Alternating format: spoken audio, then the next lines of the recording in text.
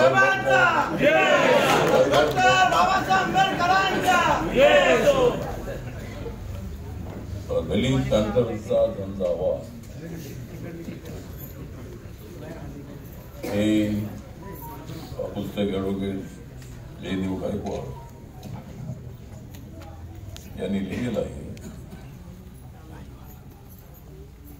तसा साहित्याशी माझा अत्यंत जवळचा संबंध राहिलेला आहे.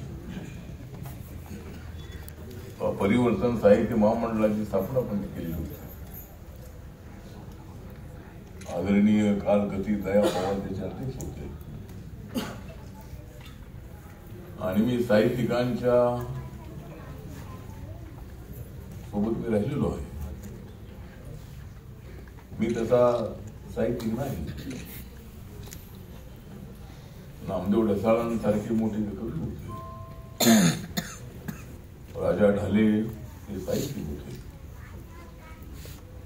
पण त्या दोघांच्या मध्ये मी होतो आणि मी ठरवलं की आपण लिहिलं पाहिजे. गोष्ट खरी आहे,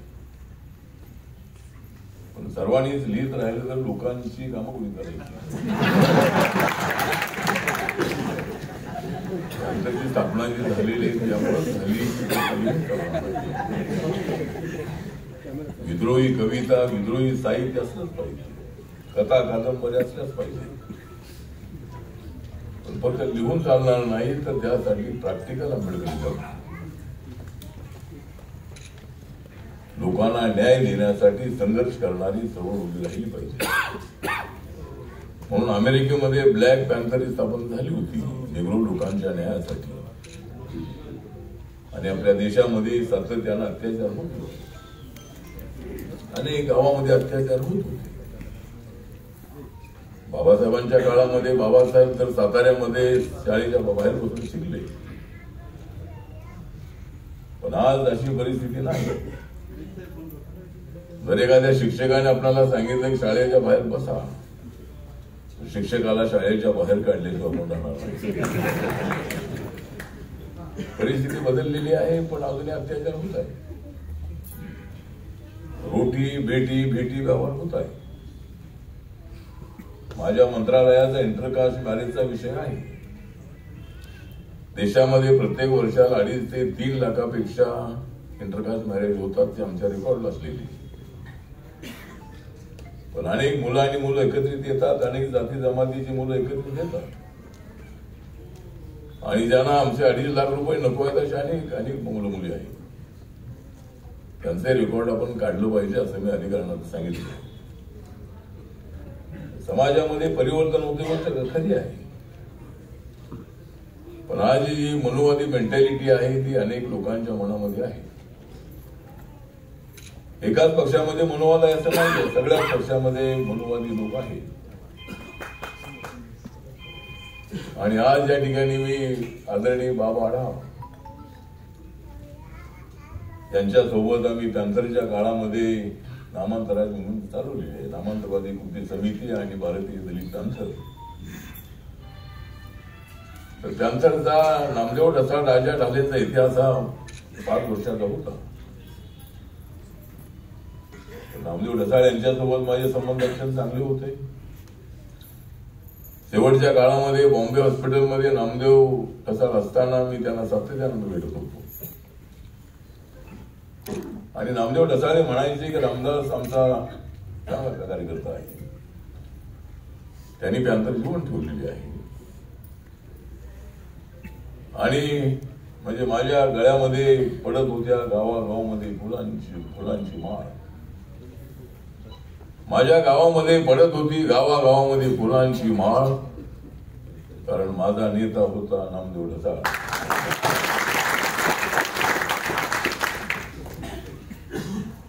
आपण सर्वांनी साहित्यिक म्हणून तर असलंच पाहिजे, ते लिहिलं पाहिजे, पण मला वेगळं नाही लिहायला. मी लिहायला लागलो तर मी लिहू शकतो. मी अनेक ठिकाणी गेलेल्या ज्या चारोळ्या आहेत, मी अनेक साहित्य संमेलन उघडलेली आहेत. साहित्य संमेलनाची वक्त्यांची भाषणं ऐकलेली आहेत. त्यामुळे वैचारिक भाषण असलीच पाहिजे. पण अनेक लोकांना खुसखुशीत असणारी भाषण आवडतात हे मी साहित्य संमेलनामध्ये पाहू शकतो. म्हणजे लोकांना टाळ्या वाजवणं, हसणं, बोलवतं अशा पद्धतीची भाषण.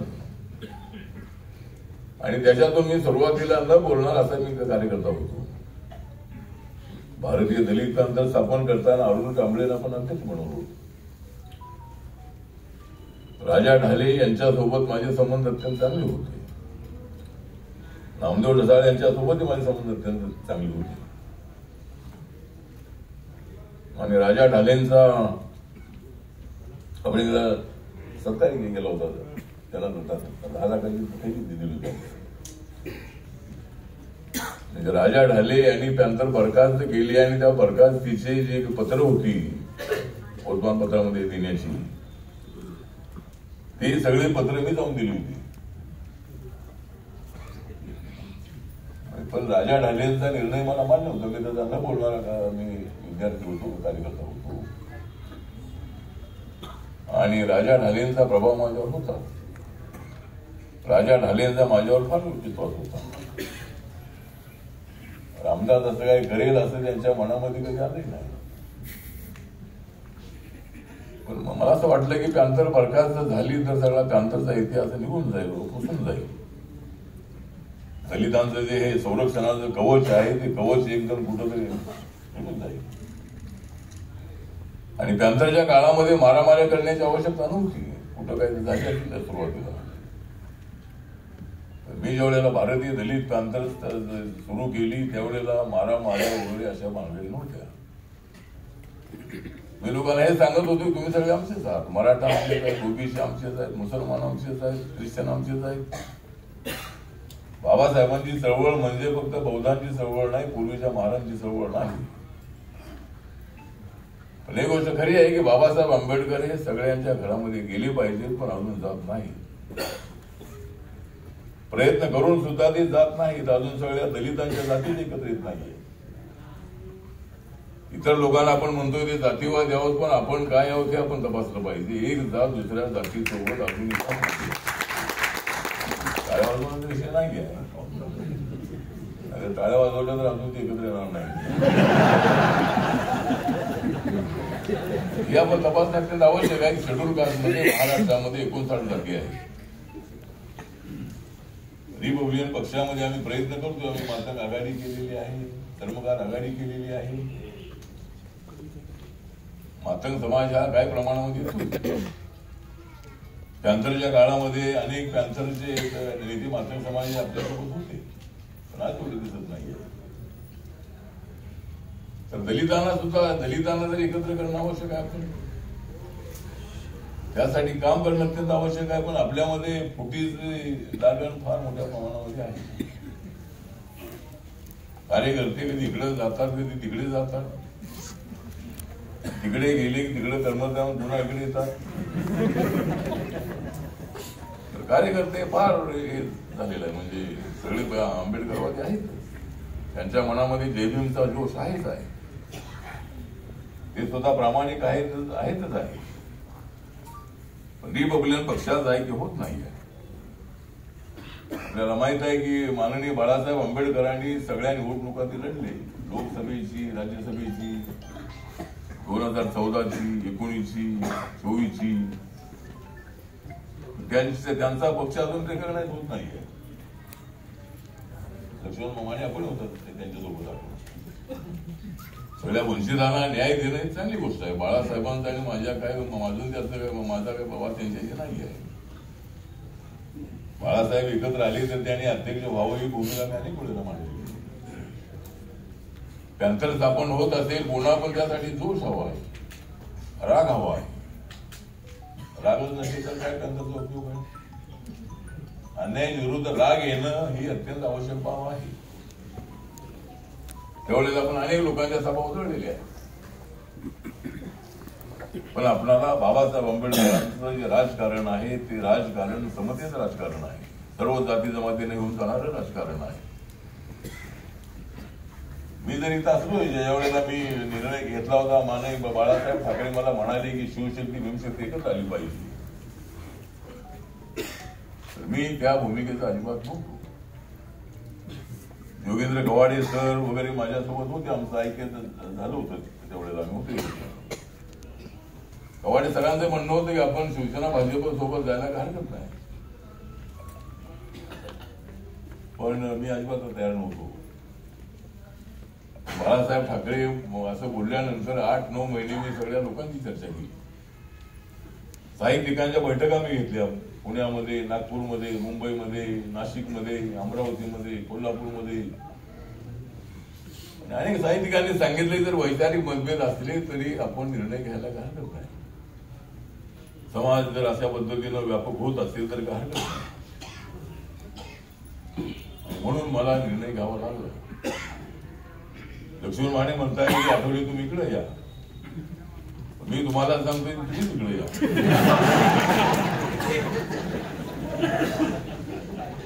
आणि संविधान वगैरे बदलणं बाबा म्हणतात, बाबा आपल्याबद्दल मला आलं नाही. आपण सगळं आयुष्य हे दलितांच्या मुक्तीसाठी समतेसाठी खर्च केलेलं आहे. समता आली पाहिजे. आणि ज्या सरकारसोबत मी आहे, मी काय तिथं मी तसा पत्थर आहे, मी तर दगड आहे. जय भीमचा नारा ज्या वेळेला मला संधी मिळते त्यावेळेला जय भीम मी त्या पार्लमेंटमध्ये म्हणत असतो. माझी भूमिका मी मांडत असतो. काय सगळीच भूमिका बीजेपीची मला सगळी मान्य असं अजिबात नाही. त्यांचा अजेंडा वेगळा, पण असे अजेंडा वेगळे असणारे सगळे लोक अटल बिहारी वाजपेयीच्या वेळेला एकत्र आले होते. जॉर्ज फर्नांडिस होते, नितीश कुमार होते, ममता बॅनर्जी होत्या, अनेक नेते जे होते, सोशलिस्ट समाजाचे नेते सुद्धा सरकार बनवण्यामध्ये अटलजीच्या सोबत होते. पण कुठलाही विचार सगळ्यांना पटलाच पाहिजे असं अजिबात नाही. एकाच विचाराचे सगळे लोक नसतात. लोकशाहीमध्ये वेगवेगळे विचार असू शकतात, असले पाहिजे. आणि कधी अशी वेळ आली तर मी येईन.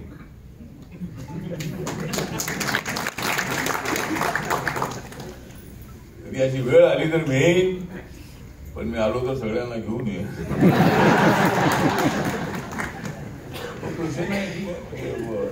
असं आहे.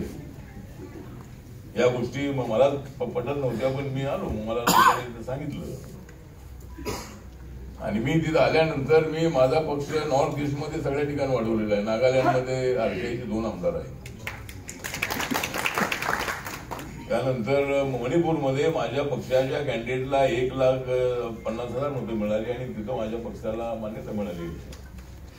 त्यांना किसानी शिमोर मिळालेला आहे. मिझोराममध्ये, मेघालयामध्ये, त्रिपुरामध्ये, अरुणाचलमध्ये, सिक्कीममध्ये माझा पक्ष म्हणजे बाबासाहेबांचा पक्ष आहे. अंदमान निकोबारमध्ये आहे, लक्षद्वीपमध्ये आहे. देशात एक राज्य असं नाही की त्या ठिकाणी पक्ष नाही. दादरा नगर हवेलीला पक्ष आहे, दीव दमणला पक्ष आहे, साऊथ इंडियामध्ये आहे, नॉर्थ इंडियामध्ये आहे. ठीक आहे. तर आता मी आहे तिथं, पण मी प्रांतर आहे. मी कुठे असलो तरी प्रांतर आहे. नेते गावगाड यांचं म्हणणं हेच होतं की मी प्रांतर आहे, तुम्ही प्रांतर आहात. प्रांतर म्हणून आपण एकत्र आहोत. पॉलिटिकल आपण वेगवेगळे असतो. जय भीमचा आवाज बुलंद करण्यासाठी आपण सगळे एक आहोत. बाबासाहेब आंबेडकरांची मुवमेंट पुढे चालवायची असेल, जर सगळा समाज एकत्र आला तर मी येईन. तुम्ही पण या, मी पण येतो. लक्ष्मण माने येतील, अर्जुन डांगरे येतील आणि मग बाळासाहेबांना आणा.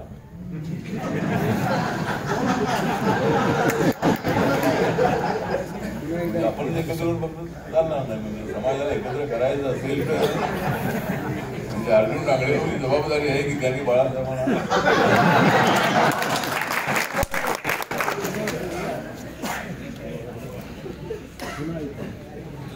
ठीक आहे. म्हणजे सगळे एकत्र आले तर मी पण एकत्र आहे. मला मंत्रिपदाची आवड अजिबात नाहीये. माझं काम चाललेलंच आहे. म्हणजे माझं काम चाललंय. मी मंत्री असलो तरी माझं काम चाललेलं आहे, नसलो तरी माझं काम चाललेलंच आहे. लक्ष्मण माने सुद्धा फार आग्रहाने म्हणतात की इकडे आलं पाहिजे.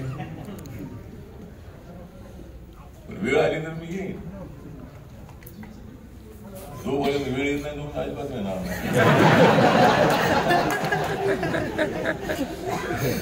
एक आपल्या समाजाचे एक मंत्री आहे तिथं, ठीक आहे. मी काय सगळं तिकडं त्यांचं सगळं ऐकू असताना नाही. आणि कोण संविधान बदलणं बोले म्हणजे एखादा कायद्यामध्ये अमेंडमेंट होणं म्हणजे संविधान बदलणं ठीक आहे, विचार करण्याची आपली भूमिका आहे.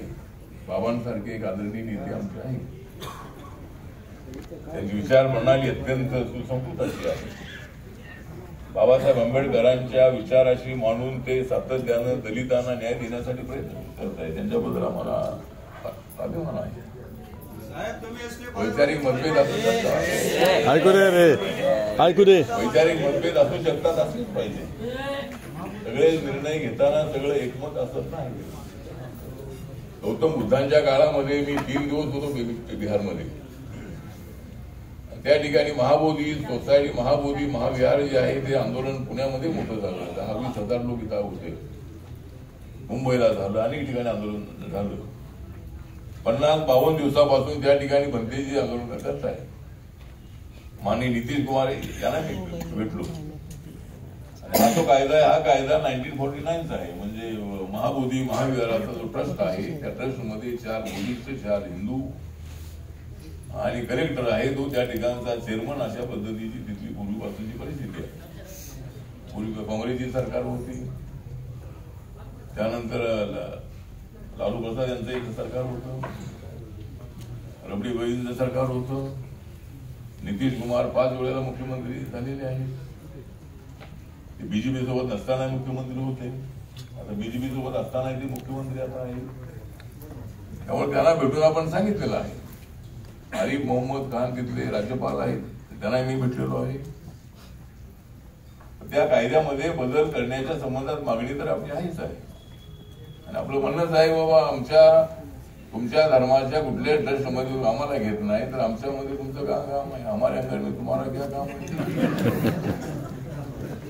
त्यात बदल झाला पाहिजे. पण आता हा बदल हे मोदी साहेब करत नाही, हे सरकार करत नाही, अशी भूमिका मांडणी योग्य नाही. कारण पूर्वीपासून काँग्रेस सरकार अनेक गोष्ट होती, कारण त्यांनी बदललं तो कायदा.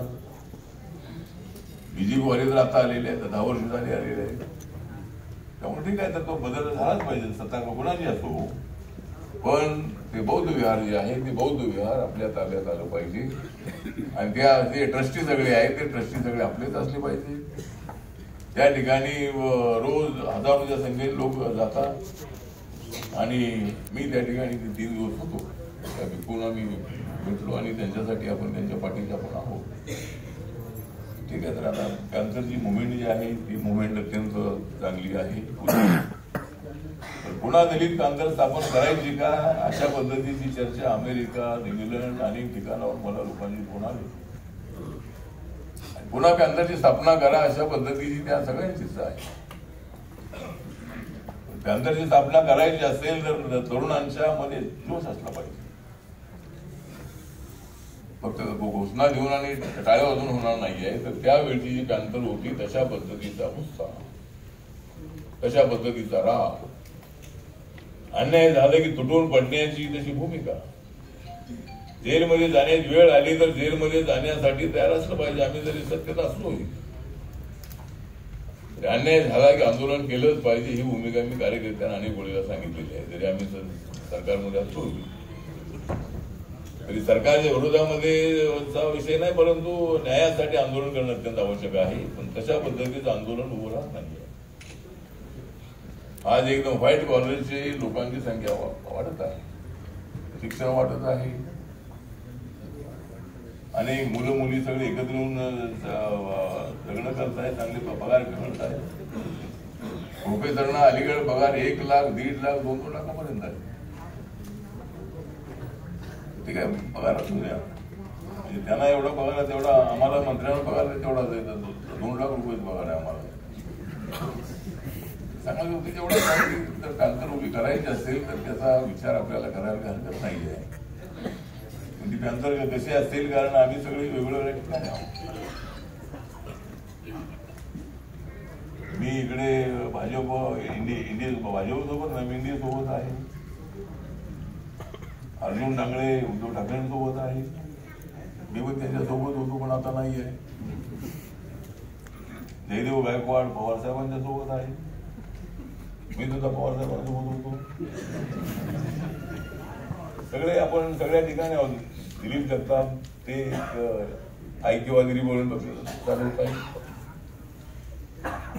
तरी सगळ्या वेगवेगळ्या जर असं एकत्र येण्याची वेळ आली तर, आणि आपण फक्त बहुतांनी एकत्र चालणार नाही. आपण 9% फक्त आहोत. 9%नी महाराष्ट्राच्या राजकारणात आपण काहीच बदल करू शकत नाही. आणि प्रकाश आंबेडकरांना एवढी मतं मिळाली. लक्ष्मण मानेवर असताना पडळकर सांगलीमध्ये उभे राहिले तर 3.25 लाख मतं मिळाली. 3.25 लाख, 2 लाख, 1 लाख, 1.5 लाख तरी पक्ष एकाने होत नाही आहे. म्हणून कुठंतरी आपण एकत्रित राहून जर आपण अशा पद्धतीचा प्रयत्न केला सत्ता मिळू शकते. आणि त्यासाठी आपल्याला प्रयत्न करण्यात यावं. सत्तेपर्यंत पोहोचणं हाच खरा आंबेडकरिझम आहे. कोणत्या मार्गाने जायचं ते ठरवा. सगळे एकत्र आले तर मी मला दलित आंतर बरखास्त करावं लागले ऐक्यासाठी.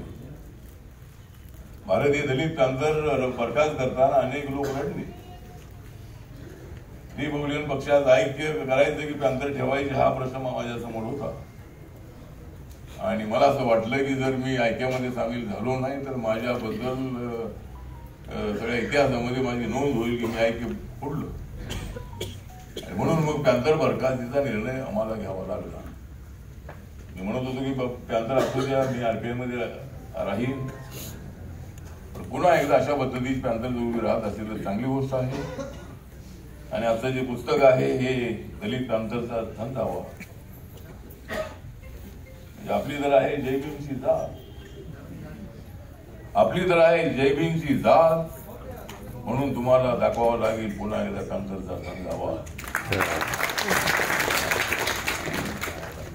प्रांतरचा झंझावात हा जयदेव गावकर यांच्यासोबत माझे संबंध अत्यंत चांगले आहेत. ते नामदेव ढसाळ्यांचे बंधू आहेत. आणि नामदेव ढसाळांचा फार मोठा इतिहास आहे.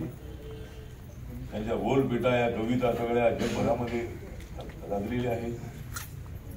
नामदेव ढसाळ कोण, नामदेव ढसाळ असं ज्या वेळेला त्या प्रसार भारतीमध्ये म्हणण्यात आलं त्यावेळेला अनेकांनी निषेध केला त्याचा. सगळ्या इतिहासामध्ये नोंद असेल अशा पद्धतीचं नामदेव ढसाळ्यांचं व्यक्तिमत्व आहे. पण एक गोष्ट मी तुम्हाला सांगतो, वेळ झालेली आहे. मला इथं सम्राटचा जो वर्धापन दिन आहे मला मुंबईला पोहोचायचं आहे. मुंबईचे माझे 2-3 कार्यक्रम होते पण जयदेव यांचा आग्रह होता की मी आलंच पाहिजे. आणि त्याप्रमाणे अनेक मान्यवरांचा सत्कार करण्याची संधी मिळाली. एवढं सांगतो की जर कदाचित राजा ढाले, नामदेव ढसाळ यांच्यामध्ये फूट झाली नसती. आणि फुटीचं कारण हेच होतं की जो जाहीरनामा लिहिण्यात आला तो जाहीरनामा सुनील दिघे जे होते ते सुनील दिघे अत्यंत ऍक्टिव्ह होते, व्यापक विचाराचे होते, कम्युनिस्ट विचारधारेचे होते. आणि नामदेवच्या मनामध्ये हीच भूमिका होती जी बाबासाहेबांची भूमिका होती की सगळ्या जाती जमातीने एकत्र आणणं, सगळ्या कष्टकऱ्यांना सगळ्या जातीचे एकत्र आणणं, सगळ्या जातीने एकत्र आणणं. यासाठी जो जाहीरनामा होता तो जाहीरनामा व्यापक होताच होता. त्याची चर्चा ही सुद्धा देशभरामध्ये झाली. पण राजा ढालेंना न विचारता तो जाहीरनामा लिहिण्यात आला. लिहिल्यानंतर तो राजा ढालेंना दाखवायला हवा होता, कारण राजा ढाले नामदेव ढसाळ एकत्र होते, सगळ्यांनी मिळून त्याला मान्यता द्यायला हवी होती. पण असं न होता नामदेव ढसाळ यांनी तो जाहीरनामा जाहीर केला. आणि नामदेव ढसाळ आणि राजा ढालेमध्ये फूट पडल्यानंतर मी राजा ढालेसोबत होतो, अनेक लोक जयदेव नामदेव ढसाळांच्या सोबत होते. अर्जुन आपण कुठं कोणावर होता?